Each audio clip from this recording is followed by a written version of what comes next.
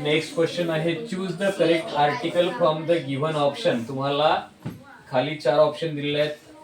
A option मध्ये आहे N N, बी option मध्ये आहे एन आणि ए, सी ऑप्शन मध्ये आहे ए आणि द, आणि डी ऑप्शन मध्ये आहे द आणि एन. ज्यांना ज्यांना माहित नाही त्याच्यासाठी सांगत आहे मी. आर्टिकल नावाचा एक प्रकार आहे आपल्या इंग्लिशमध्ये. इंग्लिश मीडियमच्या मुलांचा झालेला असेल, मराठी मीडियमच्या मुलांना, सेमी मीडियम वाल्या मुलांना बऱ्याचशा जणांना माहित नाहीये.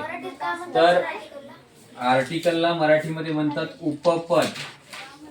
काय म्हणतात? उपपद. जास्त आहेत म्हणून त्याला आर्टिकल्स म्हणतो आपण, आणि त्याचं मराठीमध्ये होते उपपदे.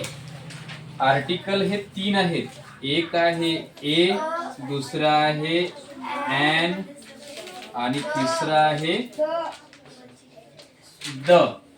आता याच्यामध्ये यांचे 2 प्रकार पडतात. ते 2 प्रकार कुठले पहा. पहिला प्रकार आहे डेफिनेट आर्टिकल.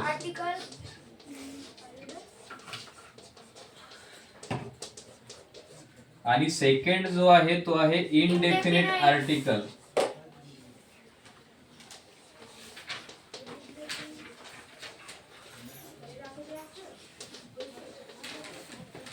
डेफिनेट आर्टिकल मध्ये येतो द, आणि इनडेफिनेट आर्टिकल मध्ये येतात ए आणि एन. आता हे ओळखण्यासाठी काय करायचं माहित आहे का? ए आणि एन हे ओळखण्यासाठी खूप सोपी पद्धत आहे. तुम्हाला इंग्लिश मीडियम वाल्यांना शिकवलं असेल. आता यांचं मला माहित नाही बाकीच्यांचं.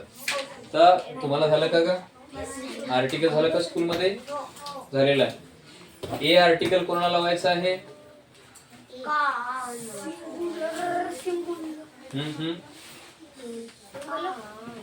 सिंग्युलरचा विषयच नाही इथे. अल्फाबेट आहेत आपल्याकडे. त्या अल्फाबेट मध्ये 2 प्रकार पडतात. एक पडतात वॉवेल आणि एक असतो दुसरा प्रकार वॉवेल सोडून कन्सोनंट. किती आहेत कन्सोनंट? 21. आणि वॉवेल किती आहे? 5. तर ए एन जो आहे, एन आर्टिकल लावण्यासाठी आपल्याला काय पाहिजे? ए E I O you.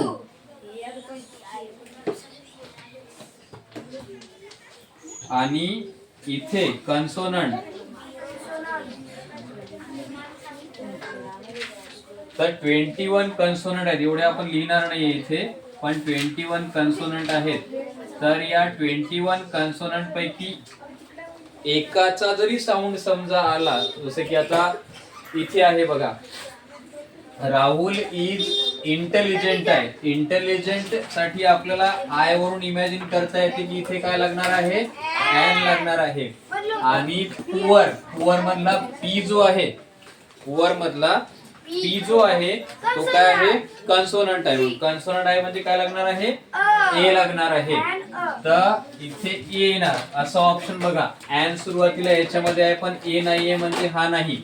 N आहे, ए आहे म्हणजे हा आहे. दुसरीकडे कुठेच नाहीये म्हणजे आपला आन्सर काय आहे? बी.